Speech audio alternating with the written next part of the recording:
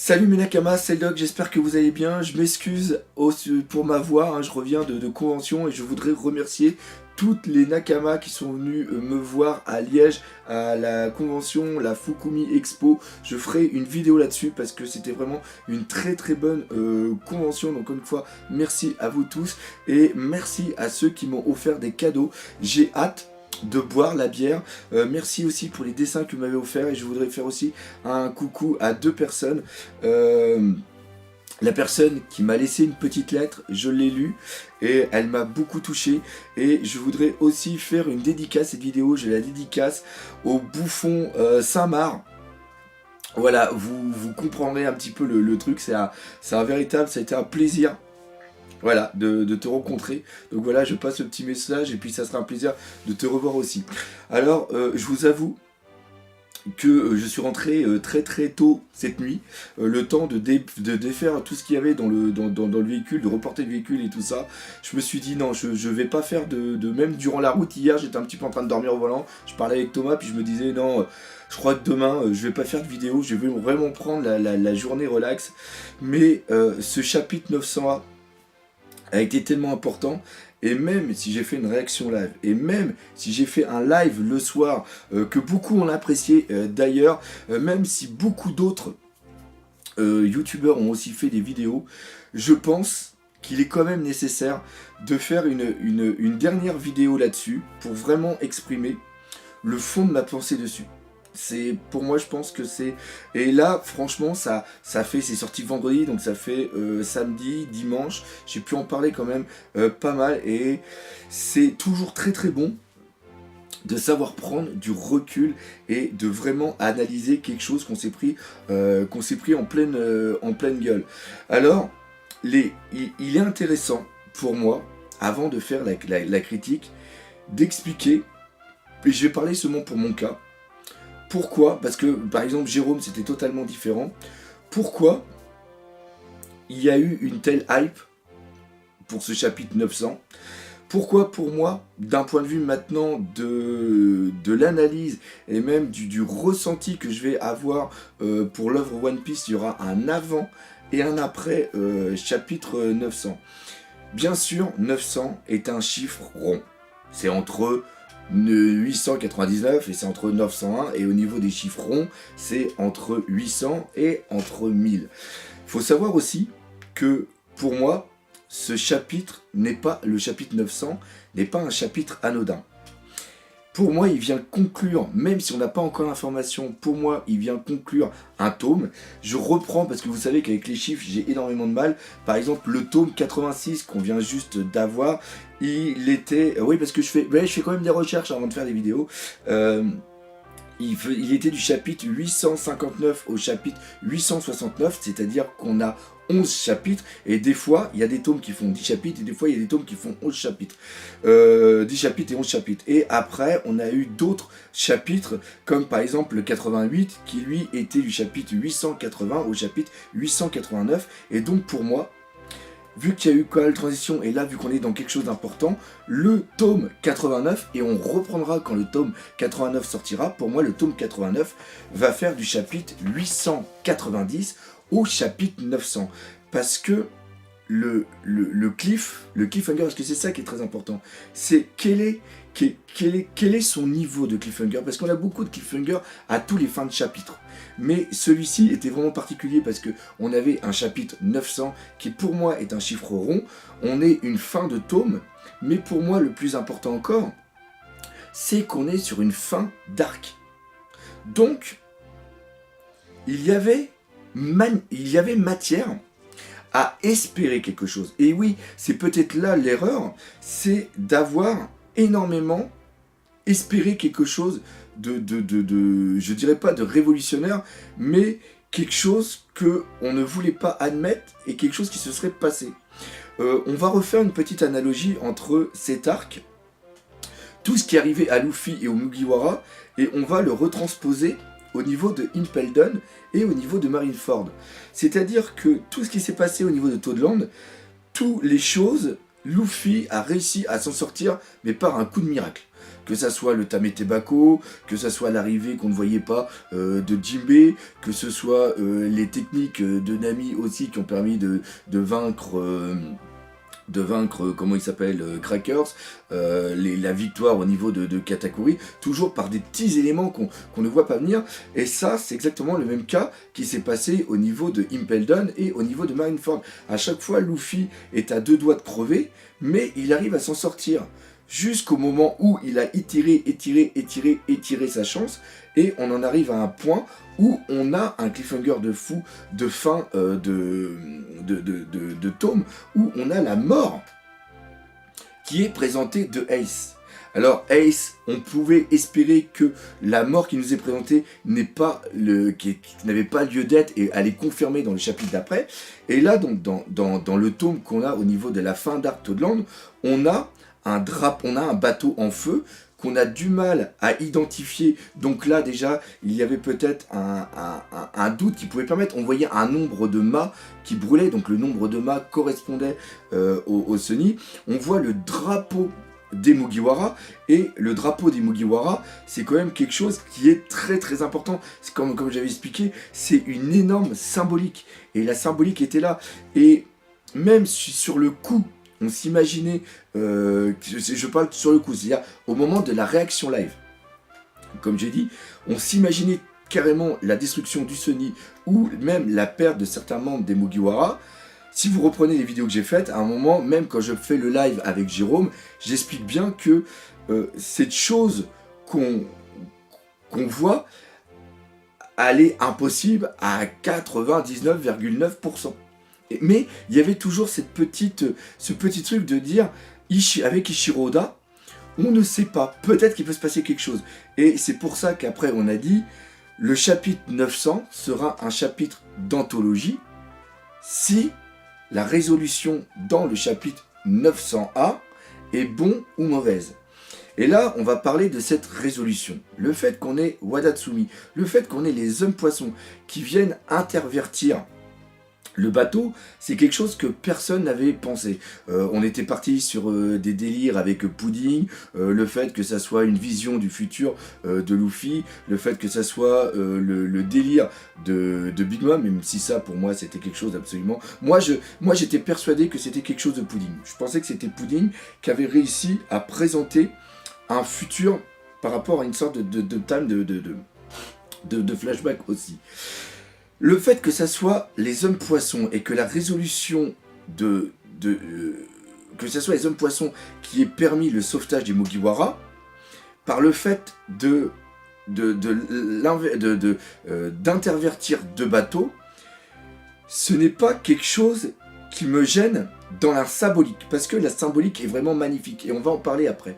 Le seul problème que j'ai avec ça, c'est d'un point de vue temporalité. C'est ça, moi, c'est ça qui m'a fait regretter. C'est-à-dire que le choix qu'a fait Ichiro Oda, je trouve que si, dans le chapitre 900, il n'avait pas fait voir Wadatsumi avec les yeux en croix, le début de chapitre, j'aurais fait « Ah, bof !» mais logique. Sauf que, dans le chapitre précédent, il nous fait mettre les yeux en croix de Wadatsumi, il nous fait montrer Wadatsumi en train de partir inconscient, parce que c'est comme ça qu'on le voit avec les yeux en croix, et dans le chapitre 901, il nous fait voir un flashback où tu as Wadatsumi avec les yeux normaux qui est en train de parler avec Aladdin, qui est en train de dire il faut qu'on sacrifie notre bateau pour l'intervertir avec celui des Mugiwara. Ce qui sous-entendrait que le bateau que eux ils sont déjà conscients que le bateau va crever, et ce qui va pas pour moi, c'est que pour avoir l'information que le bateau des Mugiwara va être éclaté par le Big Mom, je me rappelle plus le nom du bateau, le bateau chanteur, vous voyez, le bateau amiral de Big Mom, il faut déjà que celui-ci ait tiré une fois sur un autre bateau, chose qui s'est passée dans le 900, sauf que entre la première explosion qu'il y a sur un bateau annexe et l'explosion qu'il y a après sur, entre guillemets, le bateau des Mugiwara, il doit y avoir au grand maximum une trentaine de secondes, parce que tous les éléments sont montrés à la suite en une temporalité hyper réduite qui donne un côté urgent, qui donne un côté dramatique à l'action. Et c'est pour ça que j'ai du mal. J'ai du mal à comprendre que en 30 secondes, 1 minute, que Wadatsumi ait eu le temps de parler à Aladdin, que Aladdin et d'autres personnes aient eu l'idée d'intervertir le bateau, d'aller chercher le bateau, parce qu'on ne le voit pas, le bateau justement de Fisher Tiger, juste avant, de pouvoir le prendre, de pouvoir remonter en nageant hyper vite, et de faire le switch juste au timing, à la microseconde près. Alors c'est sûr que quand on voit la main qui prend le bateau des Mugi, qui l'envoie sous l'eau et qui projette après le Fisher Tiger au même moment où il y a l'explosion, on voit qu'il y a le drapeau qui est à l'arrière des Mugiwara qui se détache et qui va flotter vers le fond. Donc là, Ishiroda nous montre que le drapeau qui est là-haut s'est détaché avec une partie du mât arrière du bateau. Mais moi, ce que j'ai encore une fois, j'ai énormément de mal, c'est que d'un point de vue chronologique, pour moi, il y a presque une impossibilité. On n'est pas dans une résolution de force, comme c'est par exemple le cas avec le choix de la victoire de Luffy sur Katakuri. Parce que tout ce qui se passe a une logique au niveau temporalité, et même d'un point de vue, vu comment Luffy, même si j'avais eu du mal avec ça, comment il encaisse, etc., on peut trouver quelque chose. Là, au niveau du temps, le temps n'est pas étirable. Il n'y a pas quelque chose qui peut intervenir pour faire un blocage du temps, faire une action et revenir. Il n'y a pas un truc qui peut... Même si, encore une fois, le fait que le bateau soit présent, le fait qu'on ait les hommes poissons n'est pas un deus ex machina, parce que le bateau nous a bien été présenté, et on sait bien qu'ils étaient partis de Toadland avec le bateau. Donc on sait que le bateau est quelque part. Mais c'est le timing. Et malheureusement, il y a eu Ishiroda a beaucoup trop joué sur le cliffhanger. C'est-à-dire que le cliffhanger, il aurait été autre part que dans ce chapitre 900, ce cliffhanger aurait été accepté. C'est-à-dire qu'on s'attendait tous à un feu d'artifice et on a eu un tout petit pétard. C'est ça le truc. Et malheureusement, la chose qui est en plus vraiment néfaste à ceci, c'est que ça intervient après une semaine de pause. C'est ça le problème. Et encore une fois, on n'est pas déçu. Enfin, pour ma part, je parle encore une fois de ma part, je ne suis pas déçu de ne pas avoir trouvé la manière dont Eiichiro Oda trouvé, enfin, a mis en place ce sauvetage. Parce que il y en a beaucoup qui disent oui, mais vous êtes imaginé trop de trucs, vous êtes imaginé des trucs complètement fous. Et c'est ça le but justement d'une œuvre. C'est quand on la lit chapitre par chapitre, c'est un jeu qui est aussi. Il y a plusieurs plaisirs au niveau de la lecture pour moi de One Piece. Je prends du plaisir à le lire, mais je prends aussi beaucoup de plaisir à le décortiquer et à essayer d'interpréter ce qui va se passer. Et même si Shiroda ne va pas dans mon sens, à la rigueur, c'est le but, c'est d'être surpris. Le but, c'est de trouver ce que l'idée d'Ishiroda, de lui trouver une logique et de dire ah oui, ceci est possible. Et encore une fois, tout comme ça avait été le cas au niveau de Katakuri contre Luffy, où je disais il y a trop d'énergie, il y a trop d'endurance de Luffy, qui maintenant avec du recul, c'est quelque chose que j'ai commencé à accepter, que je ne mets pas, je n'ai jamais remis en cause la victoire en tant que telle de Luffy d'un point de vue scénaristique. Sauf qu'ici, la résolution du chapitre 900 était peut-être pour moi encore plus important d'un point de vue symbolique, d'un point de vue important que le combat de Luffy contre Katakuri, car au fond de nous, on savait que Luffy allait gagner. Donc c'est ça cette chose. Et malheureusement, le fait que ça soit intervenu en début de chapitre, lors de la réaction live, nous a fait, enfin encore une fois, pas nous a fait, m'a fait détester le reste du chapitre. J'étais parti avec une rancœur en disant non, c'est vraiment de la merde, c'est pas logique, c'est pas bon, et tout ce qu'on a eu après, eh ben j'ai même pas voulu l'accepter. J'ai fait un déni. Je suis là, non, c'est pas possible. Après, le chapitre s'est terminé, j'ai mis la réaction live en ligne, et la journée s'est terminée. Sauf que le soir, quand je suis avec mes amis, eh bien, on a relu le chapitre, parce que John ne l'avait toujours pas lu, donc là, on était là en train de relire, et quand on le relit, on s'aperçoit que ce qui se passe après, Même sur le moment, comme vous pouvez voir au niveau de ma ronde en live, j'aime beaucoup les images et tout ça, mais je ne l'ai pas autant savouré. Et quand tu prends une deuxième lecture, tu t'aperçois qu'il y a des trucs absolument magnifiques qui ont été mis en place, et il y en a beaucoup qui ont dit c'est un retournement de veste, tu nous déçois, t'assumes pas la critique que tu as fait de ce chapitre. Et en un sens, ce n'est pas le cas. Il faut toujours savoir se remettre en question, et il faut toujours savoir prendre du recul. Et pour moi, c'est ça qui est important. C'est ça qui est important. C'est de toujours analyser et de toujours essayer de comprendre pourquoi les choses ont été mises en place. Et la chose que j'ai oublié de dire juste avant, c'est que même si c'est un chapitre 900, même si c'est une fin de tome, même si c'est une fin d'arc, c'est la fin d'arc qui est la plus importante, parce que tout cet arc a vraiment été en dents de scie au niveau de ce qu'on a ressenti. On a vraiment l'impression que à travers cet arc Toadland, et même à travers toute la publicité qu'il y a eu au Japon, à travers les éditeurs, ce qu'ils ont dit, et même Ichiro Oda, on a l'impression que tout comme Big Mom s'est amusé avec tout ce qui se passe, tout ce qui a été un jeu de vraisemblance, et bien ici, cet arc a été seulement que quelque chose de totalement faux et de totalement aléatoire, et qui vient énormément jouer avec nos sentiments. Et si on prend l'arc global comme ça, la résolution du 900 est totalement logique. Parce que on peut dire, mais pourquoi avez-vous espéré ça? Pourquoi espérez-vous des choses qui ne peuvent pas arriver? Quand tu reprends du recul, je me trouve complètement idiot d'avoir pu penser dans ma tête, d'avoir trouvé des excuses d'une image qu'Ichiro Oda nous a montrée. Et c'est ça, peut-être, qui a énervé beaucoup de personnes. C'est que on nous a pris pour des cons, mais c'est pas nous prendre pour des cons, c'est de jouer sur une crédulité.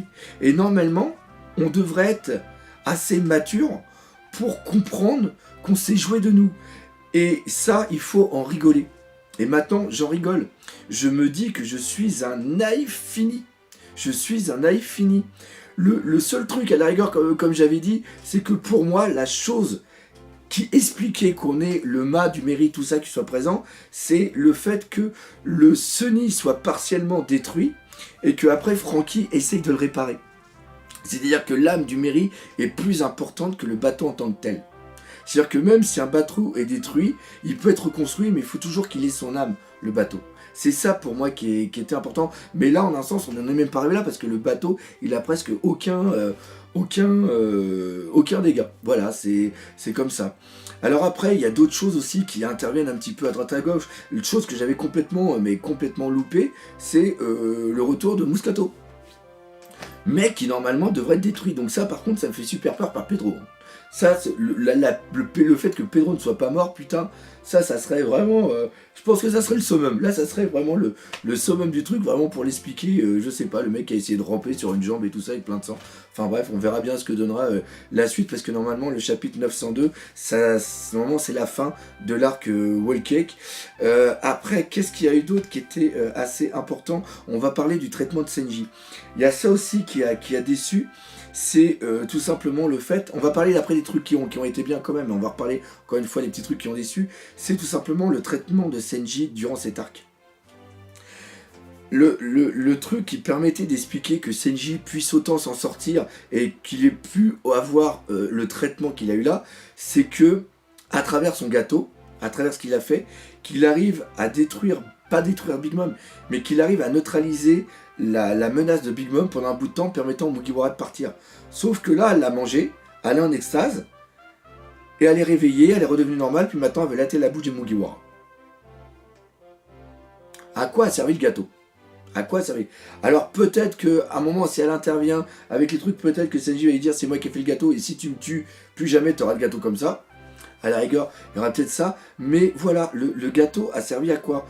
Sauf à montrer les talents culinaires de Sanji, montrer qu'à travers ce qu'il a fait, il a sauvé plus de vies que peut-être Luffy en a sauvé. Bon là on peut pas parce que vu tous les tyrans qu'il a tués, ça aurait fait quand même des milliers et des milliers et des milliers de morts, ne serait-ce que par rapport à la Basta, mais dire que justement Senji a sauvé des milliers de vies, a sauvé a sauvé tout simplement Toadland. Mais ce qui est vraiment drôle là-dedans, c'est le fait que Senji a sauvé Big Mom de sa propre perte. C'est-à-dire que s'il n'y avait pas le gâteau, elle aurait tout détruit. Et Big Mom, et il y aurait un Yonkou qui aurait été détruit. Voilà, c'est ça. Et en effet, il y a encore une fois, la mise en place de Senji à travers cet arc, c'est tout son flashback et la relation qu'il y a avec les Vinsmoke, le fait qu'il ait décidé de rester pour sauver sa famille, et là, sa famille, on ne voit même pas, on l'a même pas vu dans ce chapitre 901, on l'a même pas vu lui non plus, donc là encore, on voit là, on est sur le sacrifice des hommes-poissons, mais au niveau des Vinsmoke, ça, il se moque de moi, j'y reviens dessus, mais le traitement des Vinsmoke au niveau de cet arc, est absolument mais phénoménal dans la, je dirais pas dans la débilité, mais dans l'incompréhension. C'est l'incompréhension totale pour l'utilisation de ces Vinsmoke, même si on comprend qu'ils sont là pour permettre à Senji de partir et qu'il y a une sorte de reconnaissance que le vilain petit canard n'est pas un vilain petit canard et est devenu un véritable Sink, est un véritable Sink. Mais à part ça, il n'y a rien. Cet arc Toadland a été magnifique sur Nami, parce que le traitement de Nami a vraiment été très bon. Le traitement de Brook a été absolument magnifique. On ne reviendra pas là-dessus, mais Jinbei, c'est un truc de fou. Ichiroda a encore réussi à me faire aimer un personnage que je détestais il y a encore quelques temps. C'est complètement fou. Bon, bah Chopper, par contre, Chopper, on n'en parle pas. Voilà.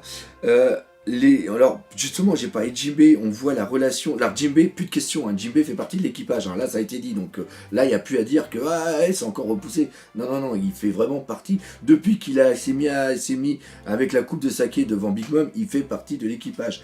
On a un très beau aussi, une très belle mise en scène. Sur le rôle de Luffy, quand on le voit avec la cape et tout, où il dit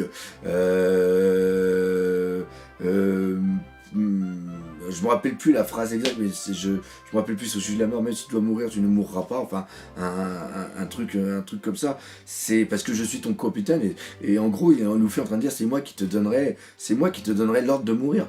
Voilà, et pour l'instant je veux pas que tu meurs, donc tu ne meurs pas. Même si tu vas mourir, tu ne mourras pas. Et voilà, c'est génial. Et là, il y a aussi une super symbolique qui est au niveau du bateau, le Fisher Tiger. C'est-à-dire que, il dit, même si c'est le bateau légendaire qui a été bâti par Fisher Tiger, et l'autre, il lui dit oui. Et là, il y a une très belle symbolique, c'est-à-dire qu'à travers ça, les hommes poissons en tant que la flotte, enfin, l'équipage des hommes poissons en tant que tel, qui sont les descendants de Fisher Tiger, n'existent plus. Maintenant, vu que le bateau est détruit, il y a une symbolique sur la fin de ce passé, la fin de la liaison avec ce passé qui était lié à tout ce qui s'est passé avec Fisher Tiger. Et là, maintenant, il y a les nouveaux hommes poissons qui vont pouvoir ressortir glorifiés de cet arc et venir rejoindre la flotte des Mugiwara. Et là, encore une fois, c'est mal amené, parce que on prend ce sauvetage comme un truc totalement débile, mais encore une fois, dans cette débilité, que nous on juge, hein, bien sûr, ou que moi je juge, il y a vous savez que j'aime beaucoup les symboliques, il y a une symbolique qui est magnifique, et encore une fois, c'est ça qui est important, c'est-à-dire qu'il est important de savoir prendre du recul. Et c'est aussi pour ça que je fais cette vidéo, parce que je l'ai beaucoup lu sur Twitter, je l'ai beaucoup lu sur Facebook. Il faut que nous, youtubeurs, on prenne conscience que involontairement, et c'est pas parce que c'est pas du tout le but de mes vidéos, mais c'est que on axe des fois certaines réflexions ou certaines visions du manga. Il y a des personnes qui vont regarder le manga, qui vont regarder mes vidéos, ils vont se dire ah bah tiens, le doc il dit ça, c'est peut-être que c'est vrai, ou c'est logique, ou il a peut-être pas tort. Et on doit prendre en compte le fait que, eh bien, on parle non pas au nom, mais on véhicule des idées qui peuvent être reprises par des autres, qui peuvent être justement reprises par une communauté. Donc voilà, donc il faut savoir je dirais, prendre du recul. Et en un sens, c'est vraiment le fait qu'on ait eu ce chapitre-là, c'est pour moi, il y aura un avant et un après 900, mais il y aura aussi un avant et un après 901. Toujours prendre du recul. Essayer de comprendre pourquoi. C'est d'ailleurs dans toute chose. Hein. Et toujours garder à l'esprit que le maître de l'œuvre, c'est Ichiro Oda. On peut ne pas être d'accord, mais il faut toujours garder cette... il ne faut pas être aveugle à ce que fait Ichiro Oda. Il faut savoir le remettre en question. Mais il faut savoir modérer ses propos et vraiment faire attention quand tu les poses. Pour moi, c'est vraiment ça l'un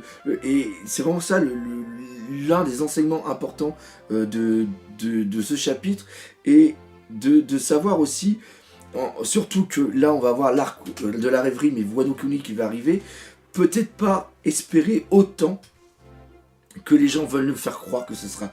Toujours garder cette âme d'enfant, toujours garder un arrière critique pour se laisser surprendre et ne pas essayer d'amener One Piece dans un endroit où on voudrait qu'il aille, excusez-moi. Donc voilà, et je trouve que c'est bon de savoir où est notre place. Notre place avant tout est une place de lecteur. Donc voilà. Et c'est pour ça que je voulais faire cette vidéo. Maintenant, je vais lire... Ah oui, j'ai oublié un truc, là, je suis en train, parce que j'ai toujours ma petite liste. Encore une autre chose qui est vraiment fantastique, c'est le fait qu'on ait Morgan et Stussy qui parlent. Donc Morgan et Stussy sont bien au courant que Katakuri a perdu, que c'est bien Luffy qui a gagné. Donc il va y avoir des choses qui vont peut-être être amenées au niveau de la rêverie. Morgan va faire un journal pour plaire au gouvernement mondial. Mais il connaît la... Et je pense que sous d'autres réseaux, il va pouvoir transmettre l'information. Et là, on va quand même avoir un Luffy et un Mugiwara, les Luffy et les Mugiwara, qui vont encore avoir pris plus d'importance. Donc ça, c'est vraiment... C'est-à-dire qu'il y en a d'autres vraiment qui vont se méfier des Mugiwara. Donc les Mugiwara vont encore avoir plus de cibles. Et savoir que Morgan sait que le futur seigneur des pirates fait partie de la pire des générations, c'est génial parce qu'il ne faut pas oublier que Barbe Noire fait partie de la pire des générations. C'est ça aussi. Parce qu'on est tous à dire que la pire génération, c'est les Rocky et tout ça, mais Barbe Noire en fait partie aussi. Donc voilà, encore une fois, les petites choses comme ça. Donc voilà. Alors encore une fois, hein, je vous laisse laisser plein de commentaires. Même si vous laissez des pavés, je vais les lire, mais c'est pas parce que vous mettez un putain de pavé qui sera obligatoirement dans la réponse qui sera en ligne mercredi. Merci, même si la réaction live n'a pas plu à peu de personnes ou beaucoup de personnes. Merci d'avoir été aussi... j'ai pas pu mettre des cœurs parce que j'étais pas mal, mais je les ai pas tous lus, mais j'en ai lu énormément.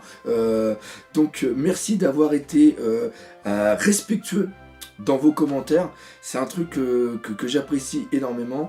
La vidéo va s'arrêter ici parce que je pense qu'elle a été très longue et moi de toute façon j'ai plus de voix, et on se donne rendez-vous demain pour la critique analyse de l'épisode et mercredi pour les réponses aux commentaires. Et surtout, on n'oublie pas le principal, gardez la foi en One Piece parce que One Piece c'est la vie. Allez, salut mes Nakama.